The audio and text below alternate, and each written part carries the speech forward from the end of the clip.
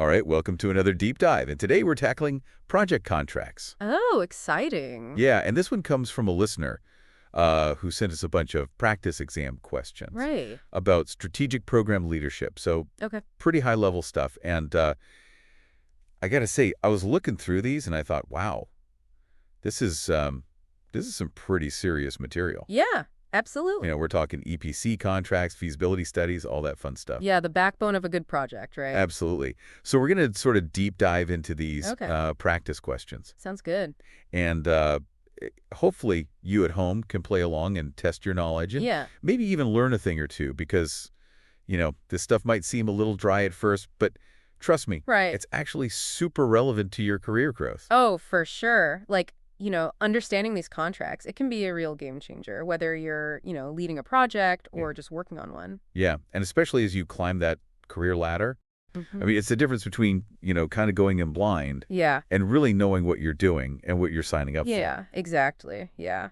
Being able to navigate, the complexities of these projects and Right. avoid potential pitfalls. Okay, so let's jump right in. Question 1 is all about EPC contracts. Okay. And I got to say, these are like the big dogs of the contract world. You see these in like Huge projects. massive infrastructure projects, right? Like power plants, Mm-hmm. bridges. Yeah, those giant industrial facilities, the ones where you drive past and you're like, how on earth did they build that? Right. Yeah. So EPC stands for engineering, procurement, and construction. And basically it's like, It's the whole package, right? The contractor, they handle everything from, soup to nuts. right, from designing the thing to actually building it, Yeah. procuring all the materials. It's like a turnkey solution. Exactly. Yeah. It's like think of it like getting a fully furnished, move-in ready house. Oh, I like that analogy. But, obviously on a much grander scale. Yep. Yeah. So the question asks about the key characteristics of an EPC contract. Mm-hmm. And, we're given a bunch of options, but the correct answers are A, C, and D. Okay. So the contractor handles both the procurement and construction. It's a true turnkey project. Right. And they often provide performance guarantees. Mm-hmm. Yeah. That's kind of a key aspect, right? Making sure that the project performs as it should. Yeah. So from the client's perspective, this sounds like a pretty sweet deal, right? I mean, It can be, yeah. I mean, you get that single point of accountability, right? You've got one entity that's responsible for Right. the whole thing. You don't have to manage multiple contractors. It's all kind of streamlined. it's like peace of mind, right? Yeah. You just hand it over to the experts and they take care of everything. Exactly, yeah. Less hake for the client, potentially. But, like with anything, and there are two sides to this coin, right? Okay, so what's the catch? Well, the contractor is assuming a huge amount of risk in this scenario. Okay, how so? Well, I mean, think about it. They're responsible for everything. So if there are unforeseen issues during construction, like, maybe unexpected soil condition or supply chain disruptions, Right? the contractor's on the hook for managing all of that Oh, I see. and still delivering the project on time and within the budget. Wow, so the stakes are pretty high for the contractor. They can be, yeah, which is why, EPC contracts, they're typically used for large-scale projects Right. where the scope is really well defined up front. Think of something like building a skyscraper, right? Mhm. You've got these meticulous designs, the materials are specified down to the last bolt, and the Right, so there are fewer surprises. Exactly, yeah, less room for things to go wrong. Okay, so EPC contracts, not as simple as they might seem at first glance. No, definitely not. There's a lot more to consider, the risk responsibility. Yeah, it's a complex dance, that's for sure. It is, and it's a dance that, savvy project managers need to know how to lead. Right. Okay, let's move on to question 2. This one's about Horizon Ltd. They're an electronics manufacturer, Okay. and they're having a bit of a problem with their new assembly lines. Uh-oh. Yeah, so they contracted Stellar Engineering to build these high-tech automated lines, Mhm. but they're not hitting their target output. Oh, that's not good. So what's the holdup? Well, that's where this concept of provisional acceptance comes in. Okay, I'm listening. So basically, it's this kind of a tricky phase where the project's essentially complete. Mm-hmm. The assembly lines are there, Right. they look great, Mm-hmm. but they haven't actually proven that they can perform to the contract requirements. Ah, so it's like you've ordered a fancy new gadget online. Okay. It arrives, it looks amazing, but you haven't actually turned it on to see Yeah. if it works. Exactly. And in this case, Horizon needs to make sure those assembly lines can actually churn out the promised number Right. of gadgets per hour before they give Stellar Engineering Yeah. the final thumbs up The final sign off. and the payment. Exactly. Okay, so question 3 asks about a key advantage for the contractor in an EPC contract. Okay. And the answer is CE clearly defined project scope provided by the client. Okay, yeah, that makes sense. This might seem like a no-brainer, but why is it so crucial? Well, think about it like this. Imagine you're building a house, right? Okay. If the client says, I want a 3-bedroom house with a big backyard, the contractor can estimate costs, plan the construction, bid accurately. Right. But if the client keeps changing their mind, Oh, no. adding a 4th bedroom, then a swimming pool, then a rooftop garden, I mean, the project just becomes a nightmare. Yeah, you get those dreaded scope creeps. Exactly, yeah. And that can totally derail a project, both in terms of budget and timeline. And who ends up bearing the brunt of that? The contractor. Often, yeah. So a well-defined scope up front, it protects the contractor, it gives them a solid foundation to work from. Okay, question 4 introduces us to Claire. She's working on a railway station project. All right. It's a brand new station in a developing area, and she's just gotten the initial justification document approved. Oh, nice. So the project's moving forward. It is, but what's the crucial next step for Claire? Well, before she jumps into designs and blueprints, Yep. she needs to do a feasibility study. It's like, before you make a major investment, you got to do your due diligence, right? You wouldn't buy a house without getting an inspection. Right, right. So it's kind of like a reality check for the project? Exactly, yeah. It assesses, all the key factors, like what are the transportation needs of the area? Okay. What are the potential environmental impacts? Is there even enough skilled labor available Right. to build this thing? It's really making sure the project makes sense. Practically, financially? Yeah, all of that. Socially, even. And skipping this step, I mean, that's where you can run into some really costly mistakes down the line.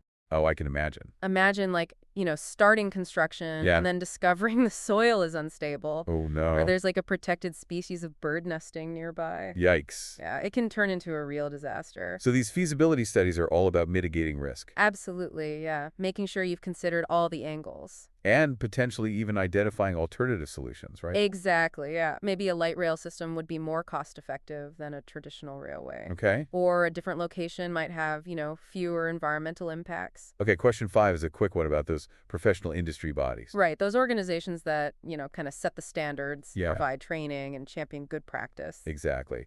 So, they're not just about regulating and enforcing price controls, as the incorrect answer suggests. No, they're much more than that. They're about, upholding professional ethics, promoting knowledge sharing, making sure practitioners are equipped with the skills they need to excel.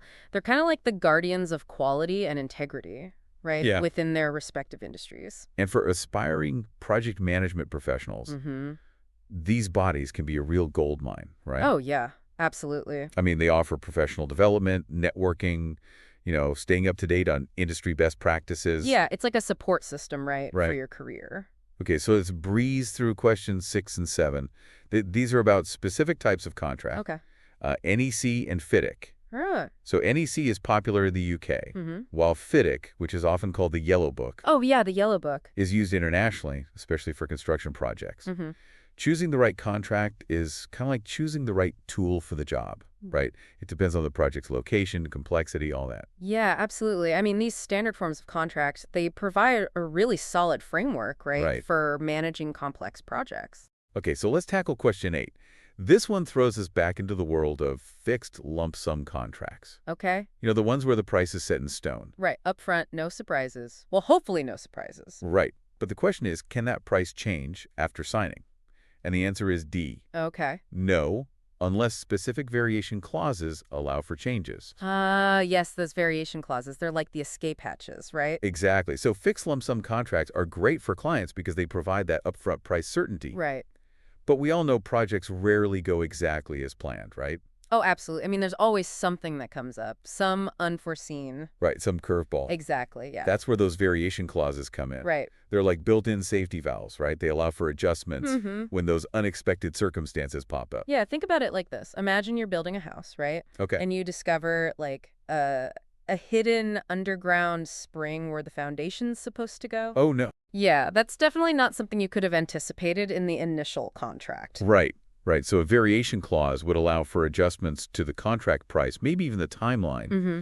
to accommodate that. Exactly. Okay. And there are other situations too, right? Like changes in the scope of work Right, yeah. requested by the client, That happens all the time, yeah. unforeseen site conditions, Mm-hmm. fluctuations in material costs. Oh, yeah. Especially with, global supply chains these days. Right. So many things can happen. Absolutely. But it's not just a free-for-all, right? I mean, these clauses, they outline specific conditions, Yeah. procedures for how these variations are handled. Exactly. Yeah, it's not just, oh, we found something unexpected, let's just add some money to the contract. Right, right. There needs to be a process, right? You have to evaluate the impact of that variation, negotiate the adjustments, Okay. document those changes properly. So transparency is key. Absolutely. Yeah. All right, question 9 takes us to a massive multipurpose sports complex. Wow. Okay. Yeah, and it's being built under a turnkey contract. So, one contractor is handling everything. Mm-hmm. The project manager is using a work breakdown structure, or WBS, to manage all of this. Right, breaking it down into those manageable chunks. Exactly, yeah. It's like creating a detailed map of the project, breaking it down into smaller and smaller components until you get down to, like, the individual tasks. Yeah, prevents that feeling of being totally overwhelmed, right? Right. When you've got a project that big. Okay, so the question asks, what kind of payment mechanism fits this scenario? And the answer is C, activity schedule. Ah, yeah, makes sense. So an activity schedule payment mechanism aligns perfectly with the WBS Right. because it links payment to specific project activities, milestones. As each chunk of the project is completed and verified, Yeah. the contractor receives payment. It's like checking things off a to-do list, right? Right. Each completed task triggers a payment, keeps the project moving forward, Yeah. and makes sure the contractor is compensated fairly for their work. And for the contractor, this helps ensure steady cash flow, which is crucial, right? Oh, absolutely, yeah. Keeps the wheels turning. Okay, and last but not least, question 10 tackles cost reimbursable contracts. All right. These are the agreements where the client reimburses the contractor for their actual costs plus a fee. Right, so a bit more open-ended than a fixed lump sum. Right. So the question is, in which situation would this type of contract be most appropriate? Okay. And the answer is a government-funded research project with an evolving scope. That makes sense. Now, we've talked about how cost reimbursable contracts are all about embracing uncertainty, allowing for flexibility, especially in those projects where the scope might change or evolve. Right, you don't know what you don't know, right? Right. So why are they so well suited for research? Well, I mean, think about it. Research, it's all about pushing those boundaries, right?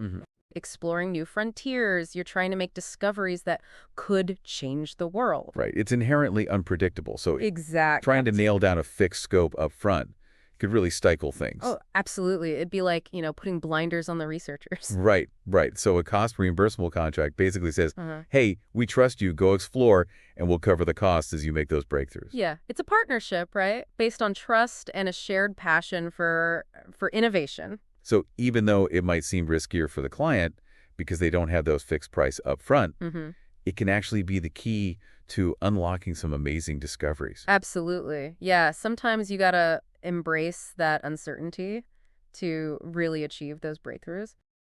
The world of contracts might seem daunting at first, but trust me, it's a fascinating and rewarding journey. And with that, we'll leave you with a final thought to ponder. As you navigate the complex world of projects, how will you use your contract knowledge to champion collaboration, manage those risks, and ensure that your projects not only meet their objectives but also exceed those expectations? Until next time, happy contracting.